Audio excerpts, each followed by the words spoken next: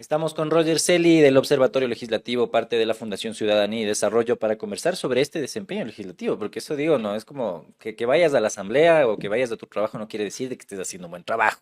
Ah, puede que estés como ese pana o como tú mismo que ibas a clases y te quedabas dormido, pero tenías asistencia.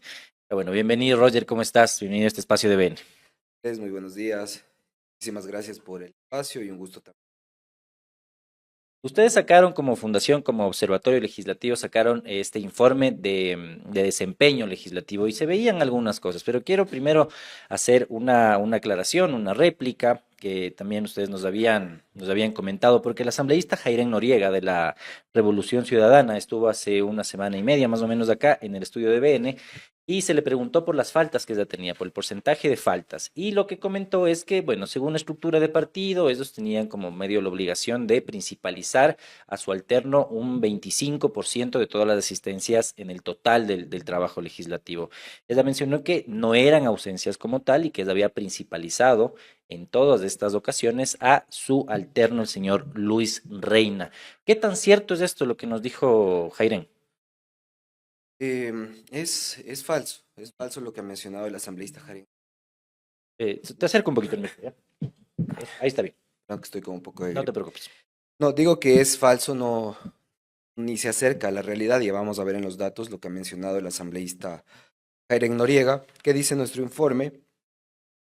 Jairén Noriega de la Revolución Ciudadana, candidata por la circunscripción 3, ocupó su curul en un 80% de las votaciones, es decir, registró una ausencia del 20% de las votaciones en el Pleno de la Asamblea Nacional. Eso dice nuestro informe, una impresión. La asambleísta Noriega dice que no son faltas, sino que se tratan de principalizaciones al suplente. Ujú. Y para no darnos tantas vueltas, quisiera referirme a los datos. Que hablen los datos. Ese es el mensaje que nosotros Claro. dejamos. Nosotros calculamos un 79.57% de ocupación de la curul, es decir, un 20% de ausencias en votaciones. Y en concreto, la asambleísta Noriega tiene 114 ausencias en votaciones en el Pleno de la Asamblea Nacional. Su suplente, señor Chamorro, el señor Luis de Reina Chamorro, perdón, tiene una asistencia en votaciones de 45 y ella de 399. Es decir, de un global de 558 votaciones posibles, ellos como curul, como equipo de Ujú. trabajo, esa curul, ese asiento en el Parlamento ha estado vacío. Y solo con esto Claro. termino, Andrés. ¿Por qué estos datos a veces parecen solo números, y ahí te dejo las cifras igual, que son extraídas de la página web de la Asamblea Nacional? Y es porque en las votaciones es donde se concreta la representación ciudadana en el Parlamento. Es en donde el ciudadano puede ejercer su derecho al control social al saber si el legislador votó sí, no, se abstuvo o dejó su voto en blanco en determinada decisión. Y yo, después de haber escuchado esto, me he quedado sorprendido. Verificamos no solo los números, sino lo cualitativo. Claro. Si hay votaciones relevantes en las cuales esa curul ha estado vacía y nos encontramos que hay muchísimas. Por ejemplo, te pongo un caso. La aprobación de la resolución para conformar la comisión ocasional por el caso de Aidita Pamela Ati, caso sonado, que incluso en el discurso de los políticos ha estado siempre presente. ¿Qué registra ahí, Y Andrés? que, Si y que me han mandado permites, comunicados incluso. dice ausencia en la votación. Gente Noriega, Donoso, Jairén, Elizabeth. Ajá. Lo propio con otro ejemplo, la aprobación de la ley orgánica para el fomento, apoyo y protección de la lactancia materna. Igual, según el acta está ausente. Otro caso, y es un caso que tiene que ver con administración pública y que es importante, que tiene que ver con nuestra democracia. La ley orgánica para la aprobación de la consulta popular, para la aplicación de la consulta popular y referéndum del 21 de abril de 2024. Como ves, no solo nosotros trabajamos en los datos para decir quién está más presente o quién está más ausentes en las votaciones, sino para que la ciudadanía, más aún en contexto electoral, se dé cuenta de que muchas veces nuestros políticos nos prometen, nos ofrecen cosas en determinados temas, pero a la hora de concretar una decisión, pues tenemos esos resultados. Y aquí, Roger, tú nos das estos datos porque es importante aclarar y recalcar que estamos hablando con datos. Aquí no hay, digamos que lineamientos políticos ni nada personal, son los datos. Y la ausencia en votaciones, como ya mencionaste, del asambleísta principal, que es Jairén Noriega, está a 114. Lo que yo debería entender es que estas 114 ausencias, si hubiera sido principalizado su alterno, él debería tener 114 asistencias en votaciones, Efectivamente. pero él solo tiene asistencias en votaciones 45. ¿Qué pasó con ese restante? Se toma como ausencias y no principalizaciones. Simplemente es sencillo, pongamos un símil, como el aula de clases. Ujú. Tú vas, dices presente, estoy aquí, pero cuando ya se hacen las tareas, cuando ya se llama a votar, pues ya no estás. No estás 100% presente en las decisiones que toma el Pleno de la Asamblea. Muchos legisladores nos suelen decir, está bien, pero si nos llaman a votar para aprobar la resolución sobre el Día del Gamer, no queremos, tengo mi derecho a no pronunciarme sobre ese tema, pero te estoy demostrando con datos y a la ciudadanía que hay temas muy importantes en los cuales Claro. se ausentan los legisladores. Claro, no están declarando el día del bizcocho o como esos mismos se quejaron, por eso pongo este ejemplo, sino son temas bastante importantes. Y les repito los temas que justo nos ha traído Roger acá, que es el debate de la ley orgánica para la aplicación de la consulta popular y referéndum del 21 de abril del anterior año, el tema de la ley orgánica, el fomento, apoyo y protección a la lactancia materna unificado, y el caso de Aidita Pamela Ati Gavilanes, que así como Jairén Noriega también habrán otros, pero ¿cuál es qué es lo que dice la Asamblea? ¿Qué es lo que dice la ley orgánica de la función legislativa alrededor de las faltas de los asambleístas? Porque yo digo, en cualquier trabajo, si supongo que tú también, si tú faltas un número determinado o si faltas un día sin dar una justificación, ya tienes una multa. ¿Qué pasa en la Asamblea Nacional? Es triste porque hace 10 años se habló sobre que haya mayor exigencia para garantizar la responsabilidad de los parlamentarios en el Pleno de la Asamblea Nacional. ¿Sabes qué? La ley orgánica de la función legislativa la hacen los propios legisladores. Ujú. Es decir, difícilmente se van a poner la soga al cuello, se van a autorregular de una manera que les complique la vida. Y la única sanción que se colocó en la ley es para la ausencia en las sesiones. Es decir, si tú vas al inicio de la sesión en el Pleno de la Asamblea Nacional y no dices presente, pues te aplican un descuento. Pero esta sanción no se aplica a la hora de votar. Nosotros hemos insistido de que la sanción también incluya que los legisladores, si no están votando, presentes y votando, también se les descuente de su salario. Podría ser una posibilidad, pero más allá de eso, mira, tú sabes que echa la ley, echa la trampa.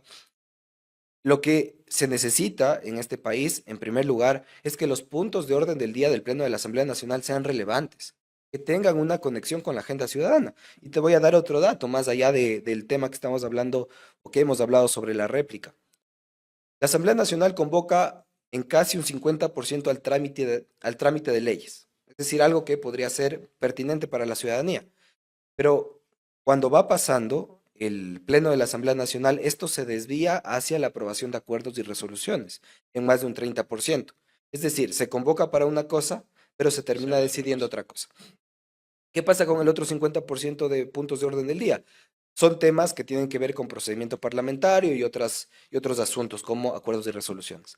Entonces, desde el origen, desde las convocatorias, creo que tenemos problemas y ni siquiera solo eso, Andrés, sino incluso desde la presentación de proyectos de ley. Actualmente, hasta este punto, esta corta legislatura ha presentado más de 400 proyectos de ley. Apenas el 1% ha sido aprobado. Posiblemente en la próxima legislatura se presente un número similar y también tendremos un porcentaje de aprobación muy bajo sobre lo pertinente. Entonces, es una suerte de cascada en donde desde origen, desafortunadamente, cómo se plantea políticamente la agenda parlamentaria, la agenda de los legisladores, la agenda de la bancada, termina dando este tipo de resultados. Debates de baja calidad, muchas ausencias de los legisladores. La página no alcanza. Sí, La y página eso, está llena de ausencias. yo sí iba a decir, solo para mencionarles esto que, bueno, dice, la votación definitiva fue el 1 de agosto, si no me equivoco. Bueno, Sí, sí, sí, debe ser del del 1 de agosto. 2024. Para claro, lo de Aidita Pamela Ati. Estuvo ausente Alexandra Arce, Mercedes Abad, Paola Cabezas, estuvo también ausente Jairén Noriega, ahí voy a Marcela Holguín, Sofía Espín, Joana Ortiz, Ana María Raffo, Carla Ochoa, Ferdinand Álvarez, Jorge Acaiturri, Luis Alvarado y así más gente, porque aquí, a ver, tenemos 36 y supongo que había más asambleístas que no fueron. Son 137. Solo una página no nos alcanza. Es del común denominador de la Asamblea Increíble. Nacional, que Sorprendente. no esté en los 137. Siempre hay un grupo de al menos 30 legisladores que no están presentes en la Asamblea Nacional. Y voy con otro punto, Andrés, que tal vez te parezca interesante y a la ciudadanía también, y es la gran pregunta, ¿en dónde están los legisladores si no están en el Pleno? Entendemos que pueden estar atendiendo a medios, que pueden estar atendiendo también a la ciudadanía en audiencias públicas, está bien, pero hagan transparentes sus declaraciones de intereses y también sus agendas de reuniones. Tú visitas el blog del asambleísta Noriega, ella tiene publicado hasta octubre del 2024 su agenda de reuniones y no está completa tampoco. Entonces, como ciudadanos, a quienes van a votar en Pichincha, ¿cómo podemos tener un voto informado si no sabemos cuál ha sido la posición de un legislador en el Pleno de la Asamblea y ni tampoco sabemos en dónde estuvo ese legislador cuando no estuvo en el Pleno de la Asamblea? Claro, yo destaco porque hay algunos asambleístas, algunas asambleístas que ellos publican a diario su agenda de medios, su agenda de territorio, e incluso nos etiquetan a nosotros, y eso hace mucho más verificable el tema, decir, bueno, faltó, pero al menos estuvo acá. Claro, habría que ver si realmente pasa eso, porque lo que dicen es, estuvimos en territorio. Pero ¿y cómo determinas? Parcialmente, porque la ley de Ujú. transparencia y acceso a la información pública y la ley orgánica de la función legislativa de forma clarísima. No en las redes sociales, en el portal web de la Asamblea Nacional, en datos abiertos, debe estar publicada la agenda de reuniones de los 137 legisladores. Eso no está ocurriendo. Nosotros por ello, hace unos meses, ustedes recordarán que iniciamos una acción judicial de acceso a la información pública para exigir esta información y otra, y estamos llegando ya a la etapa final, pero aún esta parte sigue pendiente. Entonces, te digo, desde el punto de vista ciudadano, te digo, a mí me ha sorprendido mucho esta declaración porque desafortunadamente nos dejan las mismas. ¿Cuál es el trabajo real del legislador? Si es que los datos nos demuestran que o hay ausencia o no sabemos dónde están. Aquí lo que dice me parece interesante, nos dice Jovina de Abril, deberían pagarles por horas a los asambleístas y que ellos muestren que ese sistema sí funciona, porque habrá algunos asambleístas que van a estar a favor del trabajo por horas. Estaría bueno decirles, pero bueno, trabajen ustedes así. ¿Hay alguna forma, Roger, de determinar un buen o mal trabajo de los asambleístas, tomando en cuenta de que, claro, decíamos del hermano, creo que es de Lenín Moreno, el del primo de Lenín Moreno, que estuvo el 95% de asistencias, eso que determina también la presentación de proyectos de ley, porque hay asambleístas que han presentado 10 proyectos de ley, pero no creo que eso determine que sea un buen o mal asambleísta. Nosotros no trabajamos con el término bueno o malo, porque eso puede ser Ujú. subjetivo, sino con el término de efectividad o que efectividad. Igual para las leyes. ¿Son leyes efectivas o no son efectivas? Porque puede ser una ley que sí es efectiva, pero que es mala para cierto grupo poblacional, Claro. o que no es efectiva y que podría ser beneficiosa para cierto grupo, que es lo que ocurre regularmente. Y ahí sí tenemos dos indicadores. Por ejemplo, el legislador Paul Bostán ha presentado más de 15 proyectos de ley, pero esos proyectos de ley han avanzado en apenas un 10%. Si te pones a revisar las cifras, en el global de la Asamblea Nacional, el 70% de los proyectos de ley son reformas a leyes vigentes Claro. y el 60% son proyectos de ley que tienen de 1 a 10 artículos. Es como me invento la ley antipillos o cualquiera de esos nombres que les ponen, son reformas a Exacto, otras leyes. son leyes parche. Son reformas a las reformas que recién se han implementado, que también es un hecho que pasa mucho en el país. Entonces, si es que tú presentas un sinnúmero de proyectos de ley y tienes un 10% de efectividad, no es efectivo, no es un legislador efectivo. Si es que una bancada, como es el caso de la Revolución Ciudadana, ha presentado más de 10 enjuiciamientos políticos de autoridades de Estado, pero ha tenido un resultado poco efectivo. Ujú. En total, este pleno de la Asamblea Nacional va a tratar o ha tramitado o está en trámite o ha archivado también 29 enjuiciamientos políticos de autoridades de Estado, pero apenas 5 han sido sancionados. Entonces, cantidad no significa calidad. Calidad implica que hay efectividad a la hora de presentar proyectos de ley que sí se tramiten, que sean efectivos a la hora de configurar mayorías en el Pleno y sobre todo que se implementen en la realidad. Muchas de las leyes vigentes creo que en toda la vida se van a implementar porque no se hace un análisis presupuestario responsable que determine si es que es posible implementar o no una ley. Es decir, es un tema bastante complejo y es una invitación igual a los candidatos a no ofrecer cosas que no van a cumplir, porque muchos de ellos ofrecen que con una ley va a cambiar el país y no es así. Y cuál es la ley que ha tenido más reformas desde que se aprobó? Si no me equivoco, creo que el COIP. El COIP, más de 20 procesos de reforma del 2017.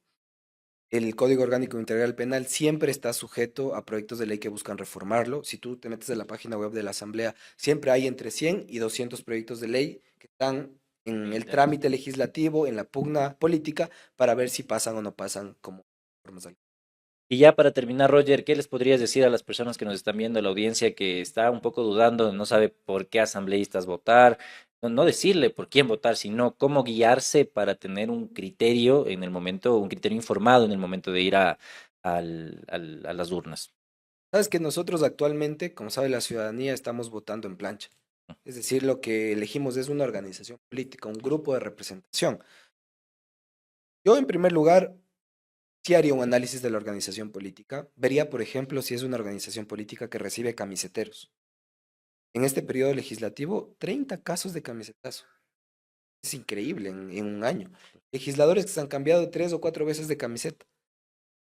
ADN ha sido la organización política que ha recibido más legisladores camiseteros, incluso que han tenido más de 2 camisetas. Y de la mayoría de partidos, ¿no? Exactamente. Entonces, eso ya te da una idea de qué tipo de organización política y cómo opera al interior. Lo propio, organizaciones políticas que han descuidado su trabajo de fiscalización y las cifras están en cero. Y así pueden ver nuestros datos que son sacados de la página web de la Asamblea Nacional y presentados de una forma más sencilla, digamos, para la ciudadanía en nuestra página web del Observatorio Legislativo. Y ahí hay indicadores que pueden dar alguna orientación sobre tal vez por quién no votar, porque yo digo que es volver a dar un cheque en blanco a los legisladores que ya confiamos y que nos defraudaron. Que ya están 99 candidatos, o sea, 99 asambleístas actuales están para la reelección. Y eso hay que tenerlo en cuenta, ¿no? Ojito con ese tema. Pueden revisar el informe en la página de la Fundación Ciudadanía y Desarrollo, en el Observatorio Legislativo, y hacer siempre el énfasis en que esto está basado en datos. Muchas gracias, Roger, y esperamos que igual te mejores porque el virus está en todo lado. Perdón, ojalá no les contagie, No pero te acá está el preocupes, no. compromiso. Solo una precisión, Claro que son sí. 96 legisladores 96, que ok. van a la reelección, pero son 3 que están buscando la vicepresidencia o el Ah, ok. Parlamento andino. Listo. Eso nada más. Buenísimo, Muchísimas gracias. buenísima la aclaración y ya volvemos. No se vayan.